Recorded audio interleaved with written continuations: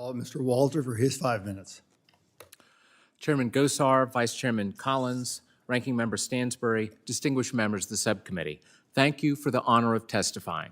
I'm president of the Capitol Research Center, where we study radical activists. I applaud your attention to the outrages perpetrated on Park Service land by groups who support violence in the Middle East and America.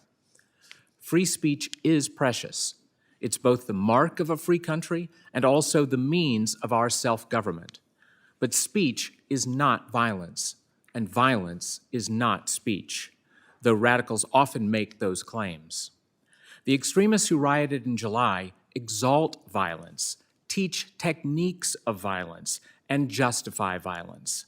They attack the very possibility of free government, which requires that citizens and government officials be able to speak and debate freely as they try to achieve their desired policies through rational argument, rather than by using violence to coerce those who disagree with them.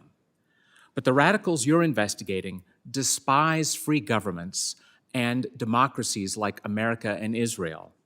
They love tyrannies that rule by violence, like Mao's Communist China, the mullah's Iranian theocracy, and Lenin's Soviet Union. They follow Mao's diktat. Political power grows out of the barrel of a gun. Without violence, these extremists cannot achieve the dreams they graffitied onto Columbus Circle monuments. U.S. empire will burn. Israel will fall. They spray-painted, "Hamas is coming," which means these radicals want Americans to suffer the bloody violence Hamas perpetrates on Israelis. As I testified to you in April, America faces a convergence of extremist groups. Take, for instance, radical environmentalists like Interior Secretary Holland's friends and family at Pueblo Action Alliance, a group that not only exalts violence, but joined in a riotous protest at the Interior Department that resulted in dozens of arrests and sent a policeman to the hospital. These environmental activists also support radical Palestinian activists who turn around and support other radical groups ostensibly dedicated to climate activism, anti-police activism, and more.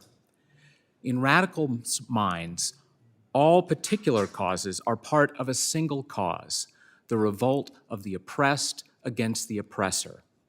As a 1960s American radical put it, the issue is never the issue is always the revolution.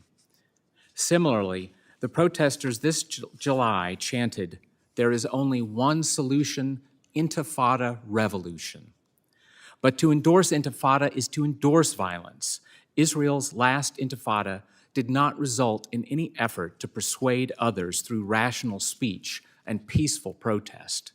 It resulted in thousands of dead Palestinians and Israelis. Of the 250-plus endorsers of the July riot in D.C., my colleague Ryan Morrow identified 90 extremist groups that publicly support Hamas's terrorism or identify as Marxist, communist, or anarchist revolutionaries. These radicals work closely with foreign tyrannies opposed to America. For example, Morrow observed that Answer, the leader of July's riot, signed a declaration of the Committee of Anti-Imperialists in solidarity with Iran that backs Iran's direct attack on Israel and explicitly chooses the side of the Iran-led Axis of Resistance, consisting of the governments of Syria, Iran-backed Palestinian terrorist groups like Hamas and Palestinian Islamic Jihad, Hezbollah, the Yemen-based Houthis, and Iran-backed militias in Iraq who are trying to kill U.S. troops. One more bloodthirsty tyranny Answer supports is Putin's Russia, which Answer favors over the U.S. and NATO. I do not say that every critic of American or Israeli policy has succumbed to this nihilistic lust for violence and tyranny.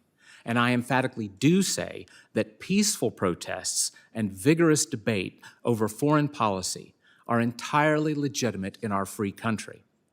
But this committee and the National Park Service that has the responsibility of overseeing protests in the nation's capital should continue investigating what went badly wrong in July and determine how to prevent similar misdeeds in the future. Thank you.